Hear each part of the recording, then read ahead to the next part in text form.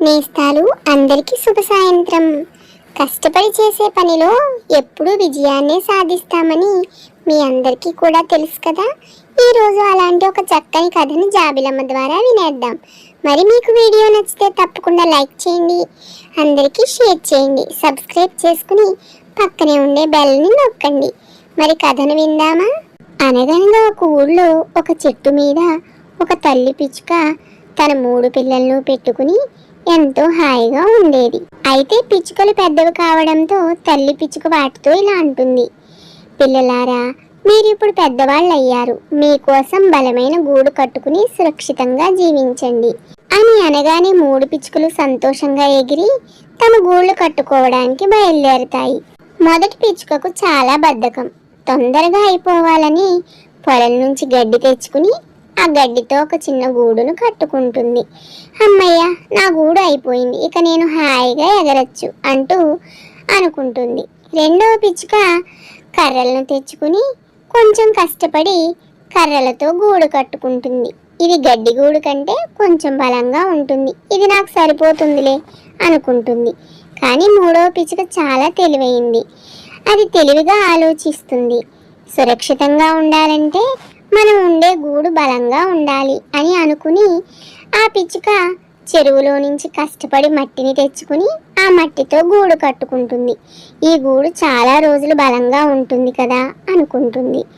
ఒకరోజు పెద్ద పాము మొదటి పిచ్చుక గూడు దగ్గరకు వస్తుంది. పిచ్చుకమ్మను బయటకు రా, లేదంటే నీ గూడును నేను పడగొట్టేస్తాను అని గట్టిగా అరుస్తుంది ఆ పాము. అది గడ్డితో చేసిన గూడు కావడంతో పిచ్చుకమ్మ భయపడుతుంది. పిచ్చుకమ్మ గూట్లోంచి బయటకు రాదు. పాము తన తోకతో గూడును కొట్టగానే గడ్డి గూడు కావడంతో గూడు కూలిపోతుంది. పిచ్చుకమ్మ భయంతో పరిగెత్తి రెండవ గూడు దగ్గరకు చేరుకుంటుంది. తర్వాత పాము రెండవ పిచ్చుక కర్రల గూడు దగ్గరకు చేరుకుంటుంది.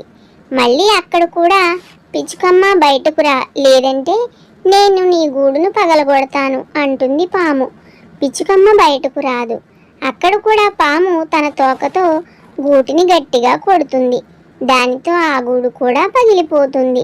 పిచ్చుకమ్మలు రెండు భయంతో మూడవ పిచ్చుకమ్మ ఇంటికి వెళ్ళి దాక్కుంటాయి. తరువాత పాము మట్టి గూడు దగ్గరకు వస్తుంది. అక్కడ కూడా పిచ్చుకమ్మలు బయటకు రండి, లేదంటే మీ గూడుని పగలగొట్టేస్తాను అంటుంది. కానీ ఆ పిచ్చుకమ్మలు గూట్లోంచి బయటకు రావు.